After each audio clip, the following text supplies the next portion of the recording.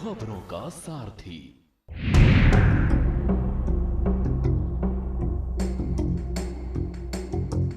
बिहार की राजनीति में एक शब्द जंगल राज, जिसने न सिर्फ। आप देख रहे हैं के न्यूज, खबरों का सारथी। नमस्कार, मैं हूं आरिश अजहर, आपके साथ खास पेशकश में आपका स्वागत है। खबरों की शुरुआत करेंगे। फरियादियों पर नरम, अपराधियों पर सख्त। जी हां, ये हम क्यों कह रहे हैं। गोरखपुर के दौरे के दूसरे दिन उत्तर प्रदेश के मुख्यमंत्री योगी आदित्यनाथ ने गुरुवार सुबह गोरखनाथ मंदिर में आयोजित जनता दर्शन में लोगों से मुलाकात कर उनकी समस्याएं सुनी। इस दौरान उन्होंने जमीन पर कब्जा दिलाने के साथ दबंगों पर सख्त कार्रवाई का भरोसा दिया। उन्होंने जरूरतमंद लोगों को आवास दिलाने और गंभीर बीमारियों से पीड़ित के इलाज में भरपूर आर्थिक सहायता देने का आत्मीय संबल दिया। उन्होंने कहा कि सरकार हर जरूरतमंद और पात्र व्यक्ति को कल्याणकारी योजनाओं का लाभ दिलाने और हर समस्या के प्रभावी निस्तारण के लिए संकल्पित है। और गोरखनाथ मंदिर में आयोजित जनता दर्शन के दौरान मुख्यमंत्री योगी आदित्यनाथ ने करीब 300 लोगों से मुलाकात की। महंत दिग्विजय नाथ स्मृति भवन के सभागार में बैठ गए और लोगों तक मुख्यमंत्री खुद पहुंचे और एक एक करके उनकी समस्याओं को ध्यान पूर्वक सुना और उनकी समस्या का समाधान किया।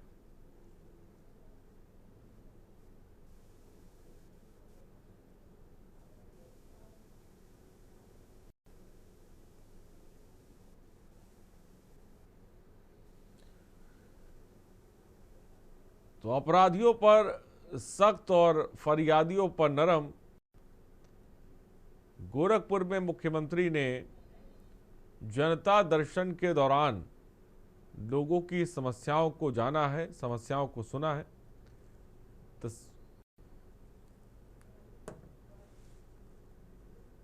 और मनीष तिवारी हमारे संवाददाता इस खबर पर अधिक जानकारी के साथ जुड़ रहे हैं। मनीष, गोरखपुर में मुख्यमंत्री साफ तौर पे हम देखते हैं कि अपराधियों पर सख्त लहजे में नजर आते हैं, लेकिन ठंड के दौरान भी 300 लोगों की फरियाद मुख्यमंत्री योगी आदित्यनाथ ने सुनी है। क्या जानकारी? बिल्कुल, अगर देखा जाए जिस प्रकार से उत्तर प्रदेश के मुख्यमंत्री योगी आदित्यनाथ गोरखपुर के 2 दिन के दौरे पे थे और कल से लेकर के आज तक जो है उन्होंने जन सुनवाई में जो है करीब 300 लोग से ज्यादा लोगों की से उन्होंने मुलाकात करके उनकी समस्याओं को जाना और तत्काल प्रभाव से जो है अधिकारियों को निर्देश दिए कि इनकी समस्याओं को दूर किया जाए। तो कहा जाए जिस प्रकार से मुख्यमंत्री जनसभाएं कर रहे हैं और वहाँ लोगों तक जब पहुंच रहे हैं, अपने जनप्रतिनिधियों से बातचीत कर रहे हैं, बैठकें कर रहे हैं, प्रशासनिक बैठकें कर रहे हैं और उसी प्रकार से देखा जाए तो लोगों की समस्याओं के निवारण के लिए भी जो है जनसभाएं लगा रहे हैं और वहाँ पर जन सुनवाई कर रहे हैं। तो कह सकते हैं कि योगी आदित्यनाथ जो है लगातार जो है लोगों के जो प्रॉब्लम है उनके निवारण के लिए अधिकारियों को निर्देश कर रहे हैं। हालांकि जिस प्रकार से देखा जाए इससे पहले भी उन्होंने अधिकारियों को निर्देश दिए थे, जिले भर के सभी अधिकारियों को कहा गया था कि लोग जो है जिस प्रकार से जिस संख्या में मेरे पास आ रहे हैं, हर जिले से आ रहे हैं, तो उनके निवारण को कोशिश किया जाए कि वहीं पर जो है उन्हीं के जिले में तत्काल प्रभाव से उनका निवारण कर दिया जाए। लेकिन जिस प्रकार से अगर देखा जाए गोरखपुर में ही करीब 300 लोगों से उन्होंने मुलाकात की और उनकी समस्याओं को जाना, तो कह सकते हैं जिस प्रकार से मुख्यमंत्री का ये एक अच्छी पहल है। हालांकि लोगों की समस्याएं जो है जमीन विवाद ज्यादातर देखने को मिलता है, पुलिस महकमे का प्रशासन देखने को मिल रहा है। तो इन्हीं सब प्रॉब्लम को लेकर के लोग मुख्यमंत्री से ज्यादा उम्मीद रखे हुए, मुख्यमंत्री पर पहुंच करके उनके द्वारा जो है लगातार अपील की जा रही है। भू माफियाओं और माफियाओं की बात करें तो उनकी लगातार उनका ये शुरुआत से ही देखा जाता है। 2017 से ही उन्होंने कहा था कि माफियाओं का जो है उत्तर प्रदेश में किसी प्रकार से टिकना नहीं है, या तो वो बाहर चले जाए, नहीं तो यहाँ पर जो है पुलिस महकमे के द्वारा जो है उनको ऊपर का रास्ता दिखाया जाएगा। तो इस प्रकार के बयान जो है लगातार देखने को मिले और लगातार हाफ इनकाउंटर की संख्या भी देखने को मिली। ये सब प्रक्रिया मुख्यमंत्री के द्वारा जो है लगातार चलाई जा रही है और लोगों की समस्याओं के निवारण के लिए अधिकारियों को निर्देश भी दिए जा रहे हैं। जी ठीक, बहुत शुक्रिया मनीष हमसे जुड़ने के लिए और तमाम जानकारी देने के लिए। तो जनता दर्शन में लोगों की फरियादें सुनी है मुख्यमंत्री योगी आदित्यनाथ ने। खबर इस वक्त आपको बता रहे हैं।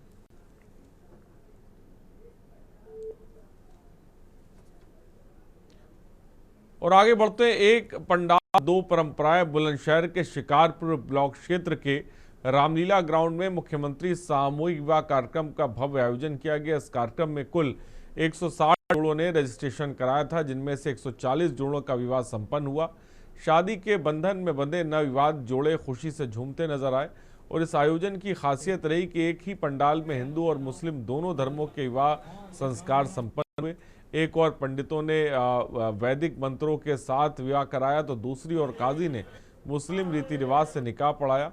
कार्यक्रम में कन्याओं के लिए सरकार की ओर से 60,000 रुपए की सहायता राशि दी जाएगी और इसके अलावा दहेज सामग्री के लिए 25,000 रुपए, आयोजन खर्च के लिए 15,000 रुपए का प्रावधान है। ये सामूहिक विवाह कार्यक्रम सामाजिक समरसता और परंपराओं के संगम का प्रतीक बन गया है।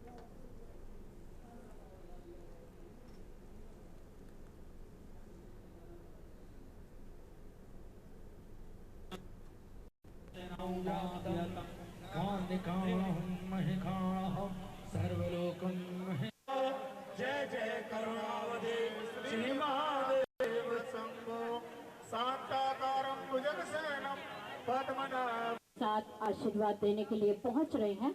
सभी अपने अपने स्थान पर बैठेंगे।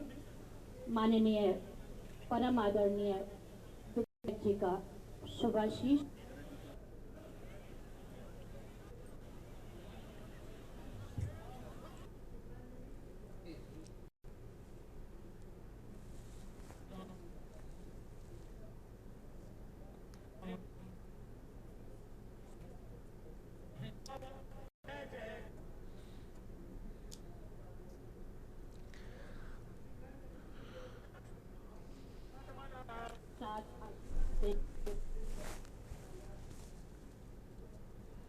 और फिर बड़ी एसआईआर की समय सीमा। उत्तर प्रदेश के मुख्य निर्वाचन अधिकारी श्री नवदीप रिढ़वा ने बताया कि प्रदेश में विशेष प्रांगण पुनरीक्षण एसआईआर की प्रक्रिया को सुव्यवस्थित ढंग से पूर्ण करने का और शुद्ध मतदाता सूची को बनाने के लिए भारत निर्वाचन आयोग से 2 सप्ताह का समय और बढ़ाने का अनुरोध किया गया, जिससे कि जिला निर्वाचन अधिकारियों द्वारा मृतक, शिफ्टेड और अनुपस्थित मतदाताओं का पुनः सत्यापन कराया जा सके। और मुख्य निर्वाचन अधिकारी श्री नवदीप रिढ़वा ने बताया कि भारत निर्वाचन आयोग द्वारा अर्हता तिथि 1 जनवरी 2026 के आधार पर प्रदेश में चल रहे विशेष प्रांगण पुनरीक्षण की घोषित तिथियों को 15 बढ़ाते हुए पुनः संशोधित तिथियां जारी कर दी गई। और मुख्य निर्वाचन अधिकारी ने बताया कि संशोधित तिथियों के अनुसार 26 दिसंबर 2025 तक गणना अवधि निर्धारित की गई है।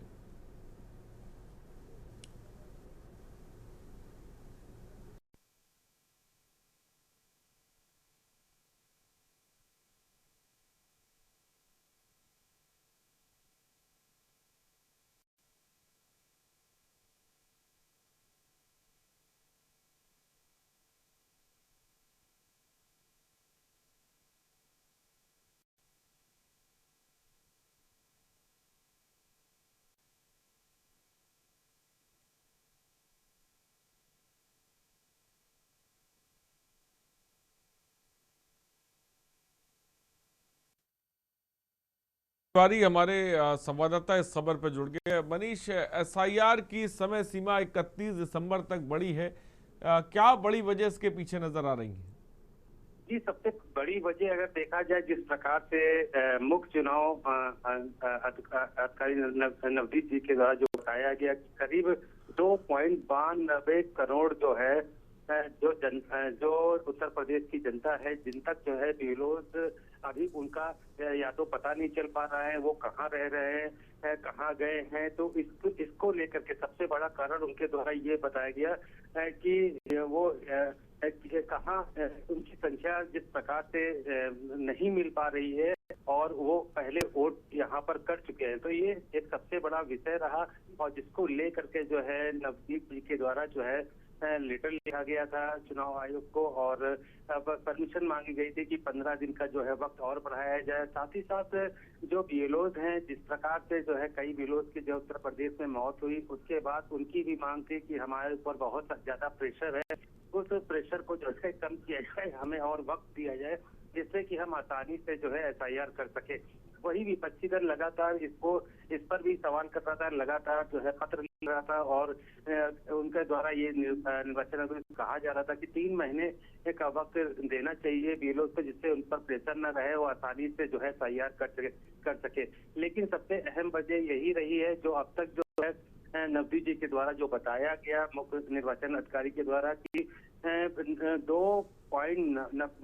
3 करोड़ मान के चलिए कि 3 करोड़ जो है लोग जो है अभी उन तक उनकी जानकारी अब तक नहीं प्राप्त हो सकी है, उन तक पर जो फॉर्म है वो अभी नहीं पहुंच सके हैं, उनकी तलाश की जा रही है। इस वजह से जो है उनके द्वारा ये वक्त मांगा गया था। उसी वक्त के मद्देनजर ये 31 दिसंबर तक जो है तारीख बढ़ा दी गई है। अब जो वोटर लिस्ट जो जारी होगी वो 28 फरवरी को होगी। तो कह सकते हैं कि एक बीएलओ के लिए राहत की बात है। और जिस प्रकार से जो वोटर 3 करोड़ के आसपास वोटर नहीं मिल रहे हैं, जिनकी संख्या कहाँ है, कहाँ रह रहे हैं या उनकी मृत्यु हो चुकी है, तो ये सब जानकारी लेने में के लिए जो है ये वक्त मांगा गया है। अब ये देखना है जिस प्रकार से ये वक्त बढ़ा है, इसमें जो है इस प्रक्रिया को पूरा कर लेना चाहिए।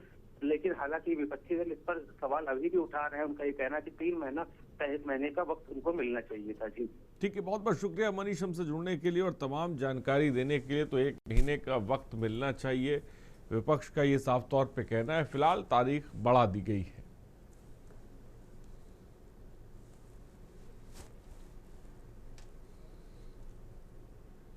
और आगे बढ़ते हैं। जमीन ने ली जान। हरियाणा के रेवाड़ी में जमीनी विवाद में एक एलआईसी एजेंट की पीट कर हत्या कर दी गई। गांव के करीब 18 से 20 लोगों ने उसके सिर पर लाठी डंडों से हमला किया, हाथ पैर पर धारदार हथियार से कई वार किए। आरोपियों के साथ कई महिलाएं भी शामिल थीं। आरोपियों ने वारदात के बाद एलआईसी एजेंट महेश के शव को घसीटते हुए घर के बाहर फेंक दिया। आरोपी परिवार को धमकी देते हुए मौके से फरार हो गया और घटना में मृतक को बचाने के प्रयास में एक महिला समेत 3 लोग घायल हुए हैं। सभी का सिविल अस्पताल में इलाज जारी है। आपको बता दें, जानकारी के अनुसार मामला 1.5 किल्ला जमीन से जुड़ा है जो अभी कोर्ट में विचाराधीन है। और डीएसपी का कहना है कि 19 लोगों के खिलाफ नामजद केस दर्ज कर लिया गया और आरोपियों की पकड़ के लिए पुलिस टीमों का गठन भी कर दिया गया है।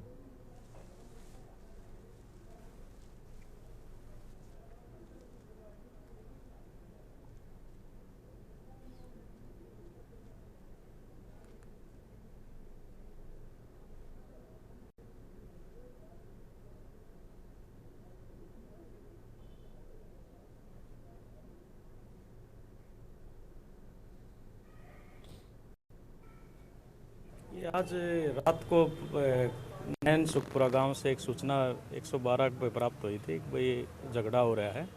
और जिस झगड़े में जब पुलिस ने मौके पे गई और बाद में पता चला तो एक व्यक्ति की मृत्यु हुई है, एक व्यक्ति की डेथ, इसकी हत्या हुई है। और जिसमें मामला पुलिस द्वारा रात को मुख्तार सिंह की स्टेटमेंट पे दर्ज कर लिया है। उन लोगों के खिलाफ एफआईआर दर्ज कराई है। अब पोस्टमार्टम की प्रक्रिया चल रही है। नहीं जी, हमारे को उनकी गिरफ्तारी चाहिए पहले, उसके बाद हम डेड बॉडी कलेक्ट करेंगे। तो अभी क्या बात हुई है? डीएसपी साहब से बात हो रही थी? डीएसपी साहब बोले हम करेंगे, उनको पहले अरेस्ट करेंगे, लेकिन मेरे को नहीं लग रहा कि ये अरेस्ट करेंगे उनको। वजह क्या लगती है? आप पुलिस पे थोड़ा दबाव का भी आरोप लगा रहे हैं, उनका पक्ष लेने का आरोप आप लगा रहे हैं। वो जी पहले 1-2 साल पहले ऐसा ही झगड़ा ये के साथ ही नहीं, दोनों पार्टियों में पहले भी हुआ था। और यहाँ पे रुकते हैं ब्रेक के लिए, जल्द हाजिर होंगे और ब्रेक के बाद आपको बताएंगे बाउंस चेक का उजागर फर्जीवाड़ा। और ब्रेक के बाद आपका स्वागत है। लखनऊ नगर निगम में बड़ा फर्जीवाड़ा सामने आया। राजस्व निरीक्षकों द्वारा चेकों से दिखाया गया भुगतान फर्जी निकला और कुल 677 चेक बाउंस होने से निगम को मिलने वाली रकम अटक गई। लेखा विभाग द्वारा जमा हाउस टैक्स के मिलान के दौरान ये गड़बड़ी उजागर हुई। बड़े अंतर पाए जाने पर नगर आयुक्त ने जांच कराई, जिसमें करीब 10 करोड़ रुपए की रकम बाउंस चेकों से फंसी होने का खुलासा हुआ। नगर निगम ने इस मामले में कानूनी कार्रवाई की चेतावनी दी और चेतावनी के बाद कुछ रकम जमा कराई। लेकिन अब भी 2.75 करोड़ रुपए फंसे हुए हैं। सबसे ज़्यादा गड़बड़ी जोन 8 में सामने आई, जहां 143 चेक बाउंस हुए, जिनकी कीमत लगभग 84 लाख रुपए। और इस गंभीर मामले के बाद नगर आयुक्त ने चेक से भुगतान पर रोक लगा दी है और अब केवल सरकारी भवनों का ही भुगतान चेक से लिया जाएगा। सरकारी भवनों के अलावा चेक से भुगतान लेने पर कार्रवाई की जाएगी।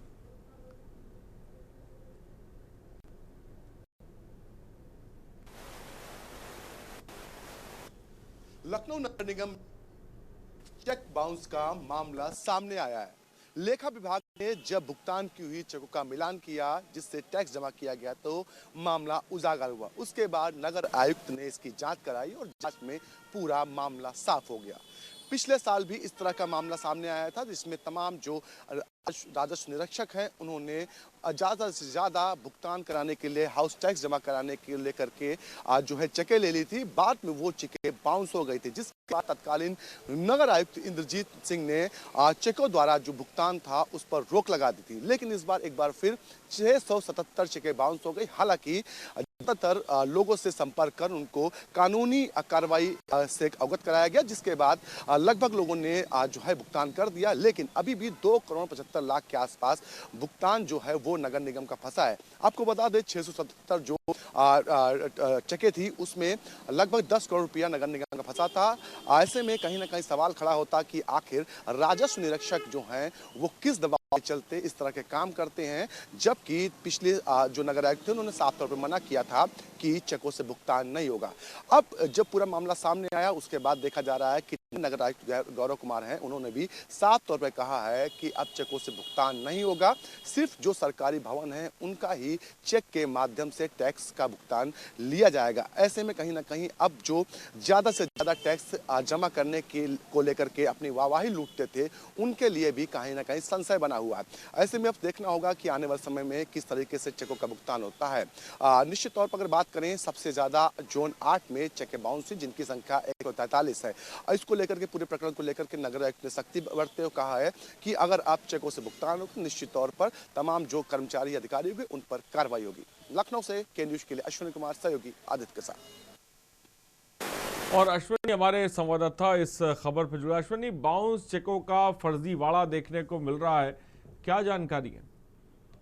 बिल्कुल बता दें आपको कि नगर निगम हर साल एक कर वसूली के लिए सभी लोगों को अपना अपना टारगेट देता है। कहीं ना कहीं कंपटीशन के दौर में आज जो तमाम राजस्व निरीक्षक हैं वो इतने आगे निकल गए कि उन्होंने जो है चेकें ली वो बाउंस हो गई, और कहीं ना कहीं उन बाउंस चेकों को जब हुई तो बाबू और राजस्व निरीक्षक मिलकर उनको छुपा भी ले गए। हालांकि जब लेखा विभाग द्वारा पैसा आया और पैसा और उस चेकों का मिलान किया तो निश्चित तौर पर तमाम चीज सामने है, जिसके बाद जो है नगर आयुक्त ने इसकी जांच कराई। जांच में पाया गया कि 677 चेकें ऐसी थी जो बाउंस हुई है, जिनकी रकम लगभग 10 करोड़ के आसपास थी।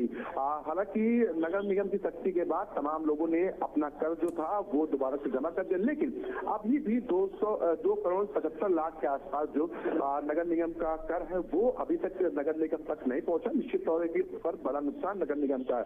हालांकि इसको लेकर के नगर आयुक्त ने साफ तौर पर कहा है जल्द से जल्द अगर ये पैसा जमा नहीं होता तो सीलिंग की कार्रवाई शुरू हो जाएगी। आपको बता दें सबसे ज्यादा जो बाउंस चेक हुई वो जोन 8 में हुई, 143 चेकें बाउंस हुई, जिसकी रकम लगभग 84 लाख के आसपास है। निश्चित तौर पर इसको लेकर के नगर आयुक्त ने एक आदेश भी जारी किया और कहा है आदेश में कि जो सरकारी भवन होंगे उनका ही जो कर होगा वो चेकों के माध्यम से लिया जाएगा। इसके अलावा जो प्राइवेट बिल्डिंग है या तमाम व्यावसायिक इमारतें हैं उनका जो कर होगा वो दूसरे तरीके से लिया है, बाकी चेक के माध्यम से नहीं लिया जाएगा। निश्चित तौर पर देखना होगा जो बचाया पैसा है वो नगर निगम तक कब तक पहुंचता है। जी ठीक है, बहुत बहुत शुक्रिया अश्विनी हमसे जुड़ने के लिए और तमाम जानकारी देने के लिए। तो नगर निगम को मिलने वाली जो रकम है वो फंसी है, बड़ा फर्जीवाड़ा उजागर हुआ है। और कफ सिरप तस्करी का भांडाफोड़, उत्तर प्रदेश एसटीएफ को कोडिन युक्त कफ सिरप और अन्य दवाओं के अवैध व्यापार और भंडारण के खिलाफ बड़ी सफलता मिली। एसटीएफ ने लखनऊ से 2 अभियुक्तों को गिरफ्तार किया है जो फेंसिडिल कफ सिरप और कोडिन युक्त अन्य दवाओं को नशे के रूप में प्रयोग करने के लिए अवैध रूप से भंडारित और बेच रहे थे। गिरफ्तार अभियुक्त अभिषेक शर्मा, शुभम शर्मा, दोनों अभियुक्त जनपद सहारनपुर के रहने वाले हैं। आपको बता दें एसटीएफ ने इन दोनों अभियुक्तों को आज लखनऊ में आलमबाग मवैया के पास से गिरफ्तार किया। एसटीएफ ने गिरफ्तार अभियुक्तों के पास से निम्नलिखित वस्तुएं बरामद की: मोबाइल फोन, फर्जी फर्म से संबंधित प्रपत्र, एसटीएफ द्वारा अवैध रूप से नशे के रूप में प्रयोग की जाने वाली दवाओं के व्यापार पर यह एक महत्वपूर्ण कार्रवाई है।